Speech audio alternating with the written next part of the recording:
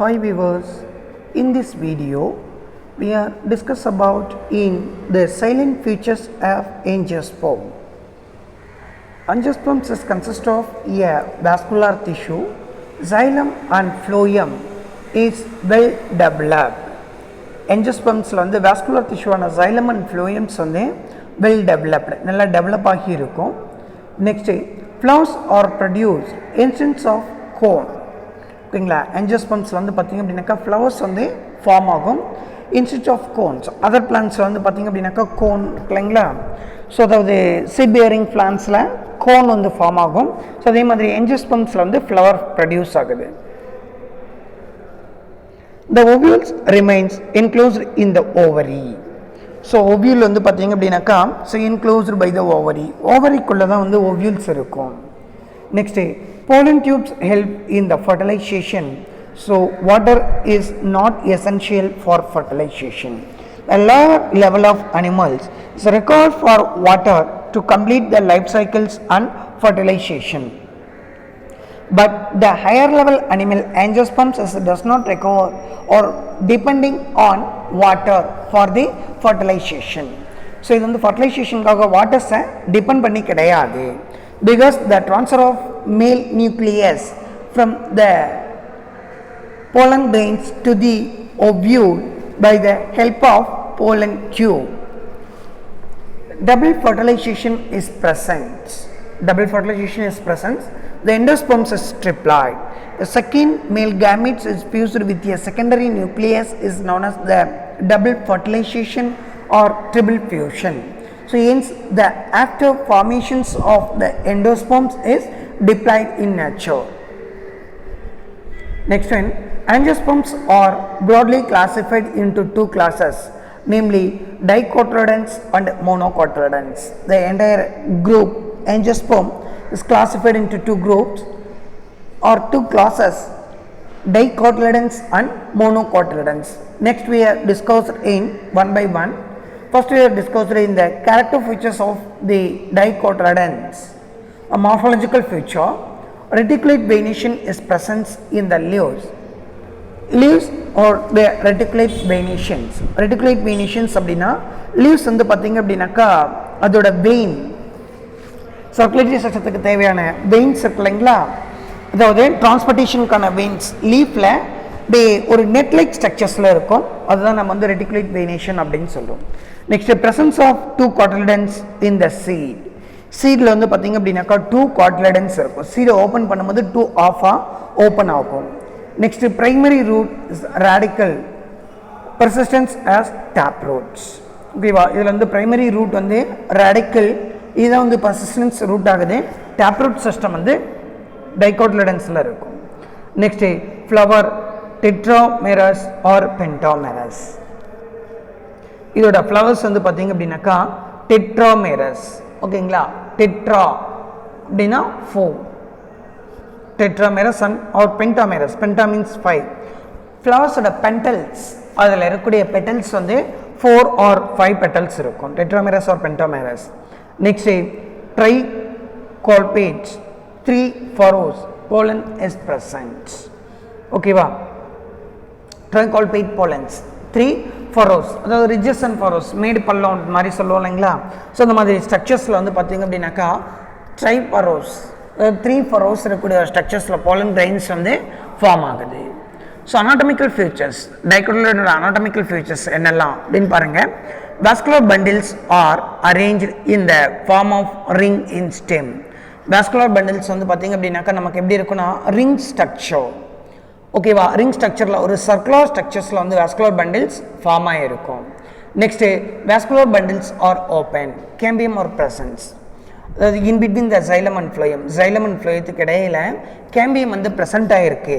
So cambium present ஆகிருந்தால் அந்த vascular பண்டிலை நம்ம open vascular bundles அப்படின்னு சொல்கிறோம். Next secondary growth is presence.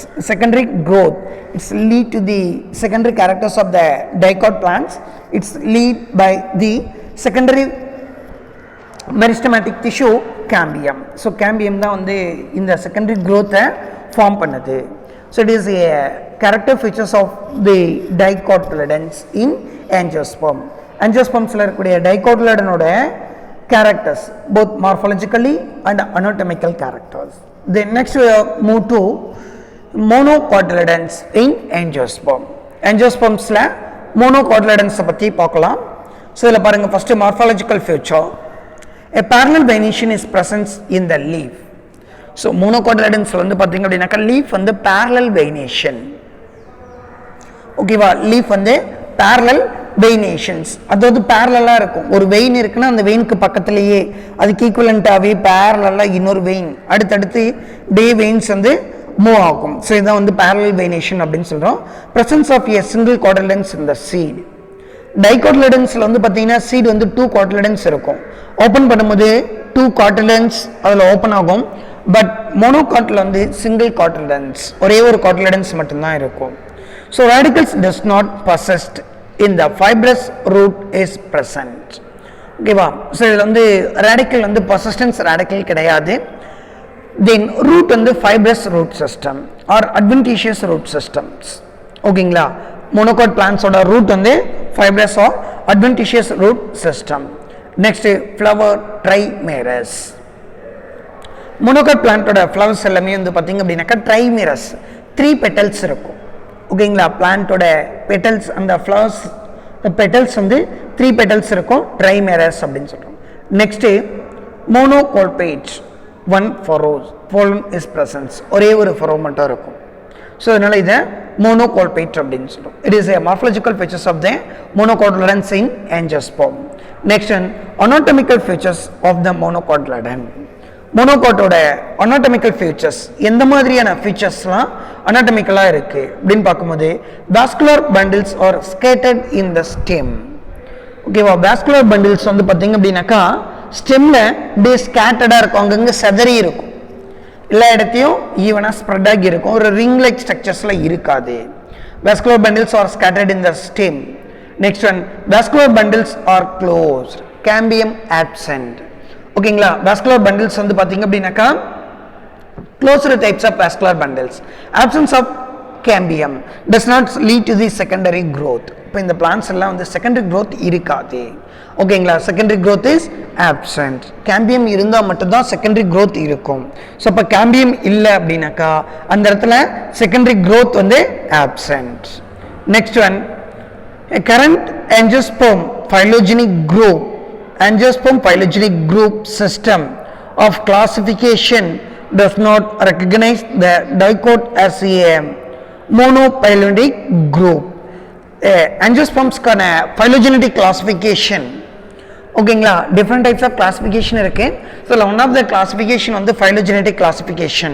இந்த phylogenetic classification வந்து angiosperms கிளாசிஃபை பண்றாங்க இல்லையா, இவங்க அலோ பண்றதுல does not recognize the dicot as a monophyletic group.